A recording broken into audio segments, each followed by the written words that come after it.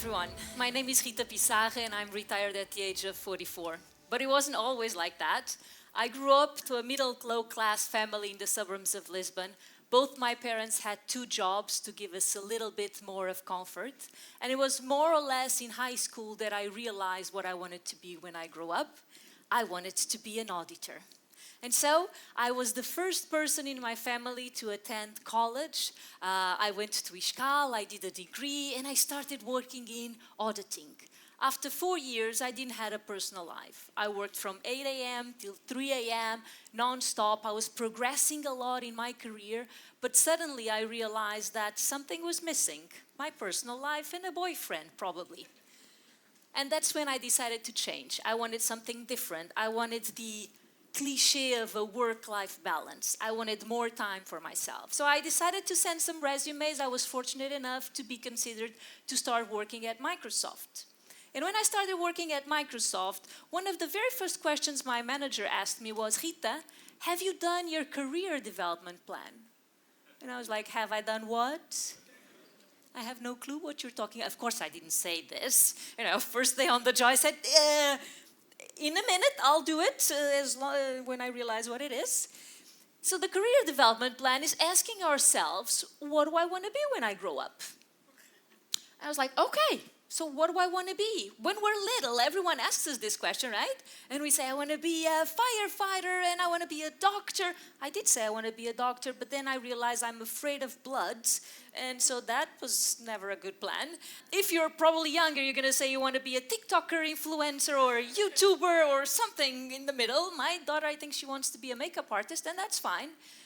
But when I had to do this task of doing my career development plan, and because I was always a very ambitious person, I said, okay, so what's the biggest thing you can be here in finance at Microsoft? And my manager said, well, that's CFO. That's Chief Financial Officer. That's Diretora Financeira in Portuguese. I was like, okay, so that's what I want to be. And she started kind of a small laugh, like, okay, she's 26, and she's telling me you want to be the CFO? It's like, yeah, no, I know I'm not ready right now, but I want to work towards it. And he said, okay, so do your plan, let me know what you need, and I'm here to support you. The first thing I did was to get out of that meeting and talk to the CFO back then and ask her, Fatima, what are the competencies that I need to have in order to be the CFO of Microsoft Portugal? And she told me. She made a list of 20 plus things. You need to have strategic vision of the company, you need to synthesize the complex, you need to manage the team, and the list go on. So what I did was, I started my career here in Portugal, went to Seattle, went to Paris, went to Brazil, went to Miami, went to Madrid, always the intention of developing these competencies that she told me I needed, and other CFOs corroborated the message. And by 2018, I got the role of my dreams. In 2018, at the age of 38, I got nominated Chief Financial Officer of Microsoft Portugal. Hey! It was amazing. I also got married, and I have a daughter, which is the light of my life. And if I stop my talk here, you'd say, wow, this girl was born with her turn to the moon. She can get anything that she wants. Well, it's not always like that. A lot of things happened that were not so fortunate. At the age of 54, my father passed away with a heart attack. It was a Friday 13th of October, 1 year later after I got into Microsoft, and I got the phone call that no one wants to receive. And as you can imagine, for me, it was so dramatic, losing someone that you love so much at such a young age, that my brain just shut down. And there's 3 days of my life that I just don't know what happened. From that Friday 13 until Monday when my father got cremated, I have no idea what happened. But I made a promise to myself when I regained my conscious. I didn't want to work until the age of 66 years and 9 months, which is the age here in Portugal. I wanted to retire by the age of 50.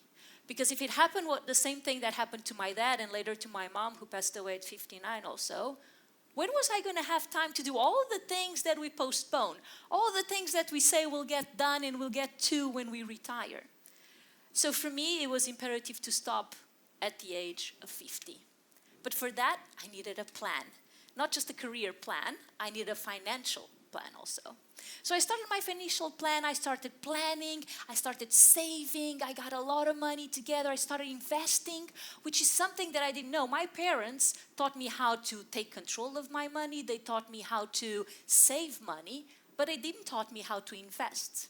And so I had to go and learn how to invest. It really helped me that I was living in the US and learned that 40% plus of the population invest in the stock market. So I started doing that and I started investing in real estate. And when finally all my investments gave me the passive income, I don't know why it's called passive income, because it takes a lot of work to do it. But when my investments finally started giving me the money, the return that was enough for me not to depend on the salary of Microsoft, it was time. It was time for me to say goodbye. And then suddenly it hit me. I started talking with a lot of people who had retired already, and they all told me that they got into depression. I was like, wait, I've been planning this for almost 20 years of my life. You're telling me that I'm planning early retirement, now I'm going to get into depression? That's not part of the plan? No one told me this before? And so I went to realize, okay, what's going on? Why do we fall into depression? And then I hired a psychiatrist because I am very forward. If we don't know enough about something, we're going to look for the knowledge. So I hired a psychiatrist to help me understand what was going on. And she told me, Rita, the problem is that when we retire, being it an early retire or retire at the age of 66, we lose our purpose. Suddenly we're part of this big corporation, we're doing something, we're part of something bigger than ourselves, and suddenly no one calls us. No one needs us.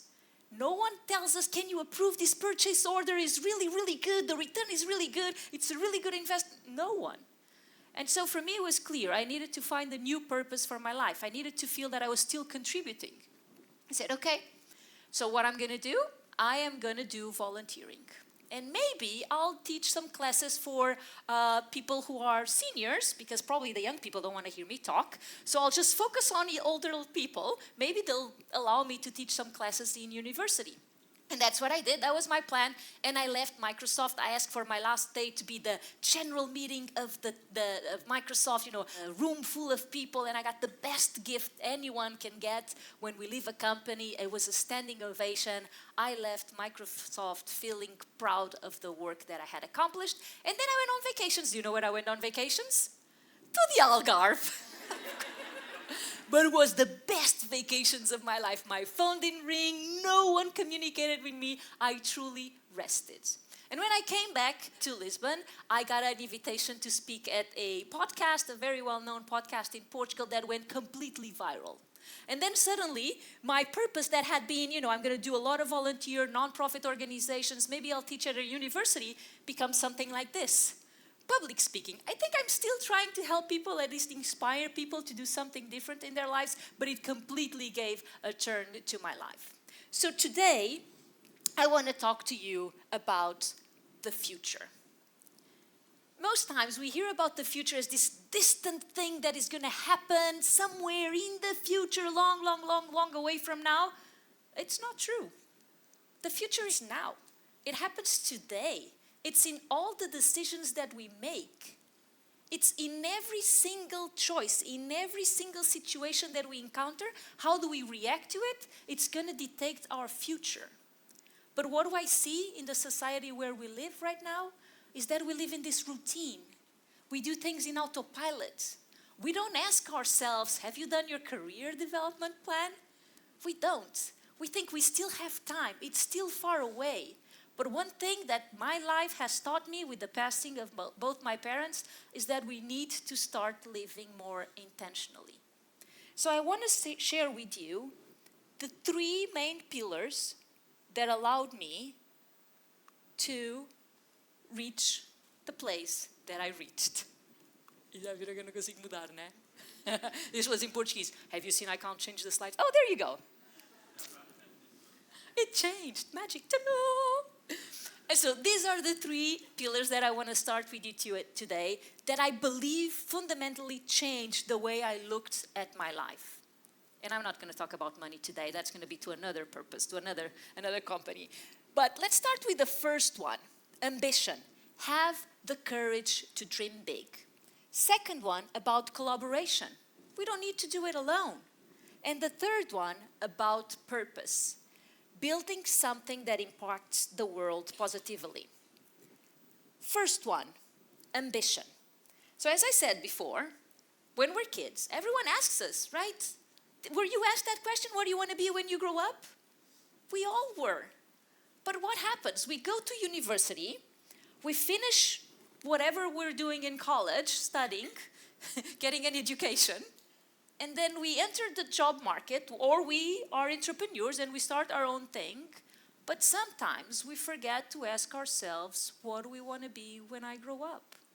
I see a lot of people in Portugal that are not happy with what they are doing. They are not happy with the salary they're earning. They're not happy with the taxes they're paying. They're not happy with the bosses they have. They're not happy with the schedule they're working, but they do nothing to change it. And that's the first thing. But when I talk about ambition, ambition is such a rough word, right? Because when I say ambition, most people correlate it with greed. But it's two different things. Look, I'm finance, right? I'm a finance person. I love numbers. So my Portuguese and my English are far away from perfect. But I'm pretty sure it's two different things. Ambition is about ourselves. It's about dreaming big. It's about being better every day. It's about setting objectives and fighting towards it. Not harming everyone, that's greed. Going over people, that's a different story. I don't want you to go there. I want you to be your best version of yourselves every single day. As I told you, when I was young and I lived with my parents in the suburbs of Lisbon, I used to play with my sister that we were in an office. I had this whole set of papers and a stapler, a brush, pretending it was a phone because there was only one phone in our house and we couldn't touch that one. It even had a locker so we wouldn't use it. Anyway, no, you cannot use, too expensive. You're not going to use the phone. So it was a brush, pretending it was a phone. And I pretend people were calling me about deals and I was signing papers like I was signing contracts and hiring people and helping people and developing products. And suddenly, I grew up and I decided I wanted to be the CFO of Portugal. Wow, of Microsoft, not the whole country. No, I'm going to leave now, but she wants to go into politics. No, not going there. No. The thing is, a lot of people, when I said I wanted to be the CFO of Portugal, laughed in my face. I was a 26-year-old full of dreams. But there were also people who believed in me. There were people who helped me, but the important thing was I had set my objective and I was ready to chase it. I was ready to fight for it. The second one is about collaboration. We don't need to do it alone. And when people talk about collaboration, people think a lot about the workplace. I always had mentors in my life. Who has a mentor? Okay, a couple, I would say about 10%, maybe. Mentors are so crucial in our lives. They help us to walk the unwalked road. They help us to know what steps we should give towards the right direction. They have competencies that we want to have too.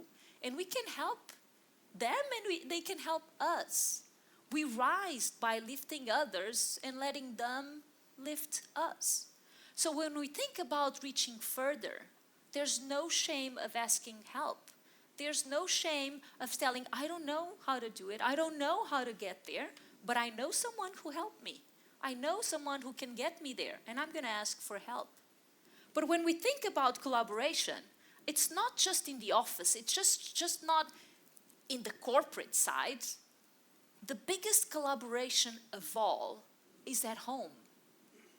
The other day I was in a university speaking and they said, Rita, what was the best decision that you made in your life? And I responded, and it sounded like a cliche, but it was my husband. The person who is at home with us, supporting us in every decision that we make, makes total difference. There's this saying in Portuguese, I think it translates to English also, that says, behind every man there's a great woman, and I like the opposite. Behind every great woman there's a great man. Both are great, okay? There's no diversity and inclusion problems here. But it is true.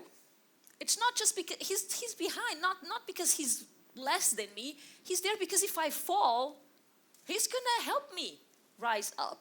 He's going to help me lift myself up and try again. Having someone in our family that believes in us, sometimes they believe in us even when we don't believe in us. Even when we're just about to give up, they come up to us and say a couple of words, and there we are, energized again to continue to try again, and fail and learn with our fails, and then continue again. So, last one, purpose. Purpose is about building something that impacts the world. When I was Microsoft, I had the mission of Microsoft to empower every person and every organization on the planet to achieve more. And for 18 years, I can tell you, I lived their purpose with my whole heart. And when I left and I retired, what is my purpose now? How do I make the world better? How do I make things better for Portugal, for the Algarve, for anything? I have been accused that now I don't contribute to society because I'm retired. I think I contribute more. I'm trying to inspire you all to take control of your lives, take control of your careers, and make sure that your life doesn't go by without a sole purpose. I want to just sum it all up and ask you these questions. What do you want to be when you grow up? Who is there in your corner to support you? And how will people remember you by? What is the positive impact that you're going to leave in the world? Start now, because we don't know the day of tomorrow. Everyone who dies today had plans for tomorrow. So don't leave it for tomorrow. Start today. Change your lives today and make an impact today. Thank you.